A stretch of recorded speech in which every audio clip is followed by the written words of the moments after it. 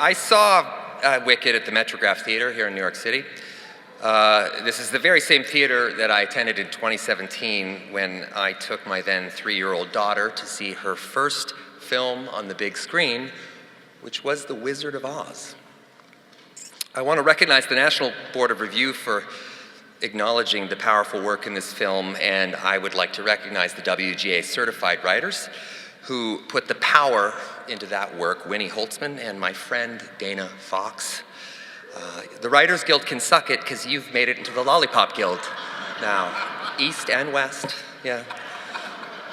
Wicked is a musical, and I feel that they've been very open about that. Music, it's a language. It's a language written by few, but felt by many. And there is only one Stephen Schwartz. Like sports and the theatrical experience, music is truly one of the last great opportunities for togetherness. And this beautiful film is a signal fire of togetherness. Feeling the same thing at the same moment is an experience that is in scarce supply these days. Wicked is indeed wicked. It dares to center two powerful women. It examines a nuanced, complex relationship which has resonated with people for over 2 decades on stage. Stories about women seem to be held to a different set of standards, and that is to say that they're often held to the standards women are held to in life. You must be perfect, you must hide your strength, you must shapeshift or placate. But Donna Langley and Universal, they know where and with whom to place their trust, and it paid off in this film. I have one note. I think we can all agree that Jonathan Bailey is objectively perfect. Perhaps too perfect. Personally, I would have preferred fewer scenes featuring Mr. Bailey. Being good is great, but being great is bad. You can't just go around indiscriminately spraying charisma all over an enraptured audience. You know, it might feel nice in the moment, but it could easily destabilize the entire industry. I'm not sure you're aware, but I too am a movie actor. Some might even say a star. In short, the HLMS, or Hollywood Leading Man Society, simply cannot sustain the standard of performance this high, and it is in our collective best interest that Jonathan Bailey tone it the fuck down. You're making us look terrible. I cannot work harder than I already work, and plastic surgery frightens me, Johnny. May I call you Johnny if you're here? I don't give a shit. Let's just pump the talent brakes or get out of fucktown, okay? I know that you're hardworking, you're kind, and by some metric, I suppose, easy on the eyes, but the HLMS relies on predictable mediocrity. Do not force our hand, Bailey. Sorry. Back to the speech. Considering one of the greatest villains ever written is expectation, I can imagine bringing Wicked to the big screen isn't something that comes easy, and Mark Platt is a man who is very good at doing difficult things.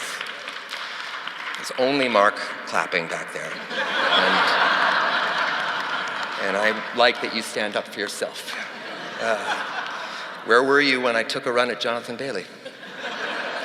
Exactly. As Wicked's gatekeeper, his decades of patience is no mistake. He knew the project had to wait for John M. Chu, for Cynthia, Ariana, Alice Brooks, Nathan Crowley, Paul Tazewell, Company 3, because I don't think the color timers get enough love in this business, and so many others. And if you ask me, the world we live in right now is the world that needed this film and this vision most. So much of that vision, work ethic, and integrity is you, Mr. John M. Chu. You can feel the moral compass in the DNA of your work. You can feel it in the promotion. I mean, the man missed the premiere of his own film so he could attend the birth of his 5th child. I barely made it to the conception of my own children. Ariana Grande, your comedic athleticism And charm is never at the cost of emotional stakes. I have watched your performance over and over again, and I have learned from you each and every time. If Gene Wilder were alive today, I think he would be in awe of you. The Glinda character is a high-wire act. Your entire performance is a trust fall, and you caught yourself. You are brilliant.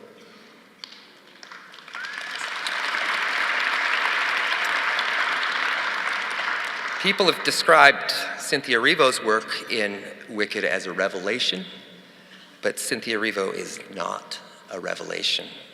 That would suggest that she subverted expectation, but this is who she is now and always. She makes vulnerability show up as courage. She makes the hardest work appear as effortlessness. Cynthia, what you do in this film and in all your work is a recipe of mischief, humanity, and tender grit. You should be given all the Michelin stars because this is the product of a master chef. When you perform, it feels as if there's literally nobody else on earth who could do what it is that you do. And what you're doing in this film is extremely hard. But you make it look like a moment's thought because that's what a movie star does. If the no less than 42 directors of The Wizard of Oz could see your Elphaba, they would not believe their eyes, ears, and hearts. Singing, dancing, and broomsticking so well, it makes Harry Potter look like a lazy fucking asshole. My hat is off to you, my friend.